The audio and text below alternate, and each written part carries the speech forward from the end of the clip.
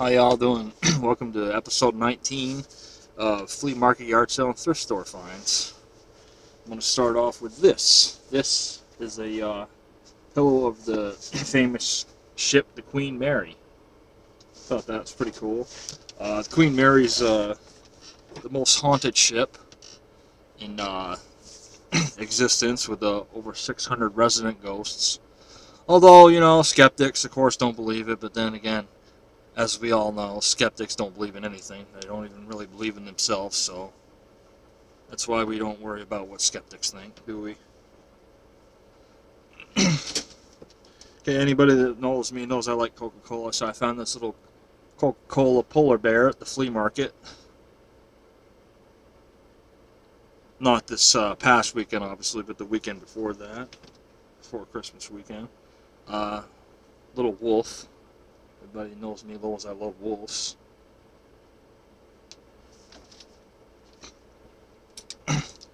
Nice Lesney Matchbox ambulance. I collect hearses and ambulances, as y'all know. So that's pretty neat. Of course, another addition to the Hank Williams collection. This actually has the booklet in with it, which is surprising because most of the copies I've run across of this are missing that.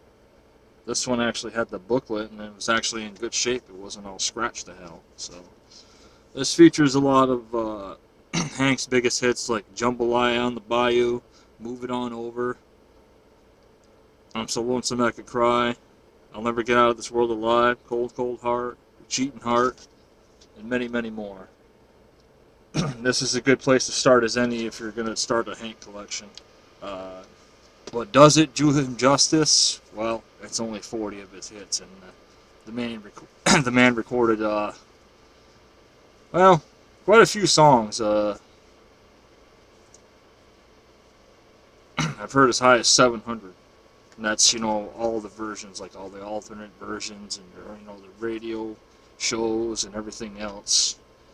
He crammed a lot of living into 29 years. He only lived to be 29. But he's still the king of country music. Yes, George Strait's not even in that conversation, so people need to let that go. But, A Night to Remember, Walter Lord, The Titanic. Okay, this is a pretty famous book, but this is an edition I have never seen before. This features pictures of the ship and the wireless and people that were on the ship, people that built the ship.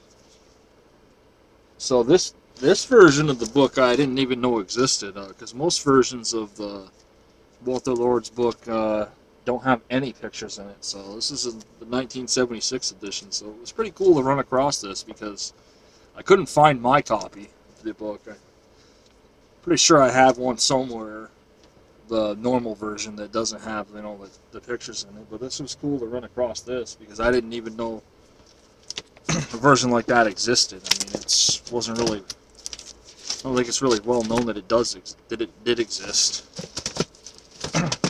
Got a Blu-ray here, World of Worlds 2, The Next Wave, and Day the Earth Stopped. This is a couple of Asylum films. I've never seen these particular ones. I saw the War of the Worlds, H.G. Wells' World of the Worlds one that they did. That was pretty good. Showed the people being vaporized and shit. So, that's pretty cool. Got a few comics here. I don't know if I'm going to show you every single one, but I'll show you a few of them. Got a couple of vintage Red Sonjas. What's interesting is those were in the dollar bin. As were Raiders of the Lost Ark, which is, you know, Indiana Jones, of course. DC Ghosts. This is, well, we buy it from when comics were 30 cents, so that was also in the dollar bin. Issue 1 of Raiders of the Lost Ark. DC Bombshells. I'll show you a couple of these.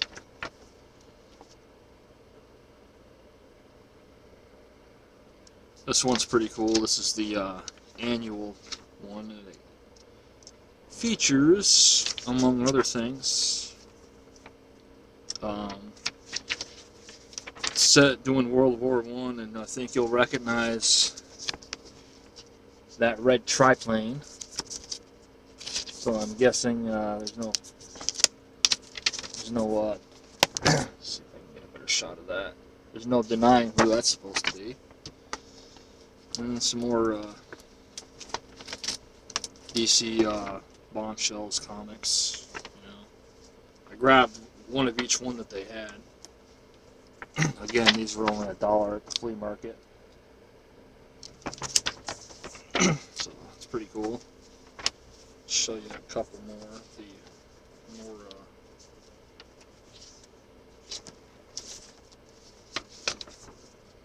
interesting covers.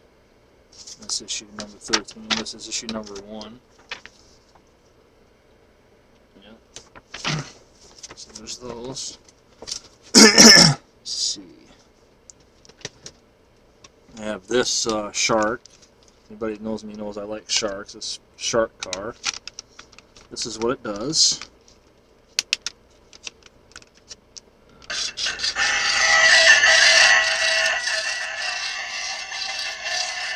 Pretty cool, huh?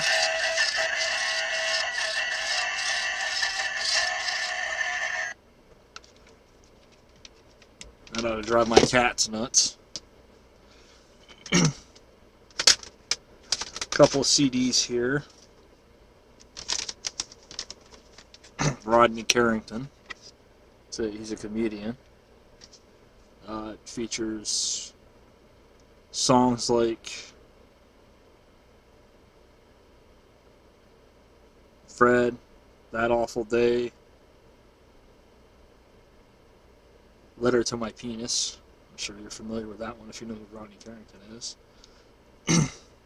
Carlos, Titties and Beer, Stand Up, which is, just the jokes, features Wife at Garage Sales, Going to Heaven Drunk, Deer Hunting, Snake Hunting, Booby Trap, Weenie Story, Vacation, Hypochondriac, Helicopter, things like that. So it's pretty good. I've had a copy of it before, but it kind of got damaged, so that was a long time ago. Now you can, there's places where you can get discs buffed out, so it wasn't always a way you could do that. So Flat and Scruggs, Foggy Mountain Breakdowns on here, My Little Girl in Tennessee, Is It Too Late? So it's got a few bluegrass country. Well, it's only got 12 songs on it, but it's something. Josh Turner, Long Black Train, which I'm sure y'all have heard that song. It's a song why he did that song. It's actually based on, he heard Hank sing in a song called The Devil's Train, so it inspired him to do this one. It's also got a song called Backwoods Boy on it, and I Had One Time, She'll Go On You, and things like that. So I don't listen to much modern country, but with his voice, he sounds a lot like the older country. So I'm trying to think if that's it. So, yeah, that should be it. So, but I found some interesting things recently. So I just wanted to get this other episode out, because I haven't done one for a while. Oh, one more thing. Yep. Well, these technically... Oh, we do have another CD. Look at that. I was wondering where this went. Best of Eddie Arnold. Yep. He's another classic country singer from back in the day. This has Cattle Call, Kentucky Waltz, I Want to Play with House with You, Anytime. I read something interesting in this CD set, Ken Burns' country soundtrack to the documentary he did about country music, and he's Colin Escott, I guess, wrote in it that he should know better than this of all people. That people like in rock and roll and pop, they got their sound from Eddie Arnold and Hank Williams. It's like, that's not even true, dude. It's like these people were covering Hank songs like Fats Domino and Chuck Berry and Ray Charles. They weren't covering Eddie Arnold songs. The only one I know that really that made anything out of it was Patsy Cline with the song Anytime. And in fact, Don Everly himself, I have the CD right there, that Hank Williams Rockin' Chair Money. Don Everly himself says, Hank Williams was to me the first rock and roll artist. So there you go. And if you need further proof, the Everly Brothers at one point covered I'm So Lonesome I Could Cry. So I got a few records here. These technically came from a record store, but they came from the discount bin, so you might as well freaking say they're a thrift store for me. So, Connie Francis, country and western hits. Singing the Blues, Bye Bye Love.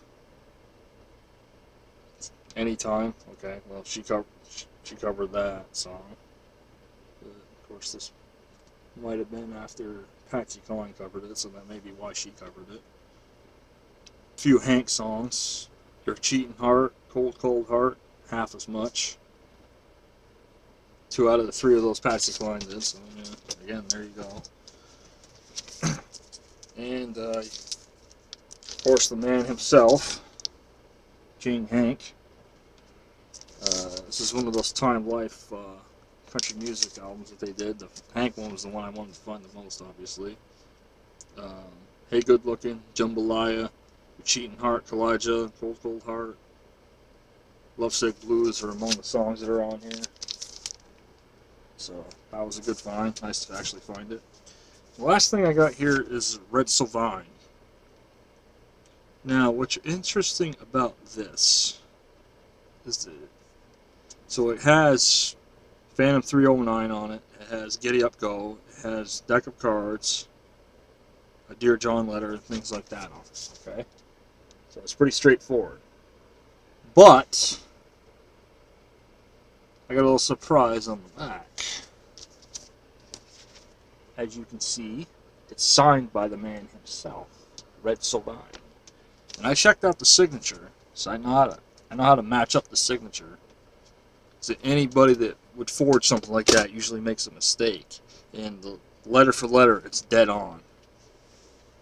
And based on how the ink is faded over time, that's its signature. So that was a pretty good pickup.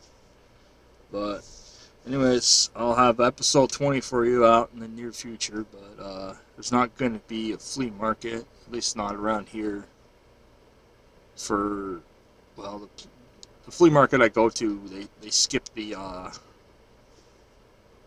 January, so the next one's not till February. But I still go to a thrift store, so if I can get enough stuff gathered up for video for episode 20 will be out sooner, but we'll see. But anyways, I'll see y'all next time, and I have a movie review coming up as well. So, see y'all later.